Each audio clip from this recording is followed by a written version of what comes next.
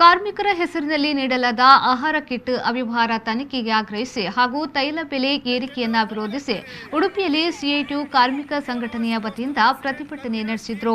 Covid ಸಂಕಷ್ಟದ ಕಾಲದಲ್ಲಿ ಕಾರ್ಮಿಕರ ಹೆಸರಿನಲ್ಲಿ ಬಿಡುಗಡೆಗೊಂಡ ಆಹಾರ ಕಿಟ್ ಖರೀದಿಯಲ್ಲಿ ನಡೆದಿರುವ ಅವ್ಯವಹಾರ ತನಿಖೆ ನಡೆಸುವ ಜೊತೆಗೆ ಹಲವು ಬೇಡಿಕೆಗಳನ್ನು ಈಡೇರಿಸುವಂತೆ ಆಗ್ರಹಿಸಿ ಉಡುಪಿ ತಾಲೂಕು ಕಚೇರಿ ಎದುರುಗಡೆ ಸಿಐಟಿಯು ಸಂಘಟನೆಯ ಕಾರ್ಯಕರ್ತರು ಪ್ರತಿಭಟನೆಯನ್ನ ನಡೆಸಿದರು.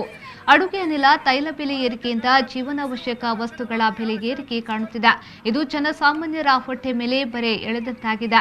ಸಾರಿಗೆ ನೌಕರರ ಮುಷ್ಕರವನ್ನು ಹತ್ತಿಕ್ಕಲು ಸರ್ಕಾರ ಎಸ್ಮಾ ಜಾರಿ ಮಾಡಿರುವುದನ್ನು ರದ್ದುಗೊಳಿಸಬೇಕೆಂದು ಪ್ರತಿಭಟನಾಕಾರರು ಆಗ್ರಹಿಸಿದರು. ಬಡ ಕಾರ್ಮಿಕರಿಗೆ ನೀಡಲಾದ ಆಹಾರ ಕಿಟ್ ವ್ಯವಹಾರದಲ್ಲಿ ಭಾರಿ ಅಕ್ರಮಗಳು ನಡೆದಿವೆ. ಈ ಬಗ್ಗೆ ಸಮಗ್ರ ತನಿಖೆ ನಡೆಸಬೇಕು. ಅಸಂಘಟಿತ ಹಾಗೂ ವಲಸೆ ಕಾರ್ಮಿಕರಿಗೆ ಆರ್ಥಿಕ ನೆರವು, ಆಹಾರ ಕಿಟ್ ಜೊತೆಗೆ ಉಚಿತ ಲಸಿಕೆ ನೀಡುವಂತೆ ಪ್ರತಿಭಟನಾಕಾರರು ಒತ್ತಾಯಿಸಿದರು. ನಡೆದಿದೆ. ಇದರ ಬಗ್ಗೆ ಸಿಐಟಿನ ರಾಜ್ಯ ಸಮಿತಿ ಇವತ್ತು ಈ ರಾಜ್ಯಾದ್ಯಂತ ಪ್ರತಿಭಟನೆ ತಾಲೂಕು ಕಚೇರಿ ಮುಂದೆ ಮಾಡಬೇಕಂತೇಳಿ ಇವತ್ತು ನಿರ್ಧರಿಸಿ ಇವತ್ತು ನಾವು ಇಲ್ಲಿ ತಹಸೀಲ್ದಾರ್ ಕಚೇರಿ ಮುಂದೆ ಇವತ್ತು ನಾವು ಪ್ರತಿಭಟನೆ ನಡೆಸ್ತಾ ಇದ್ದೇವೆ.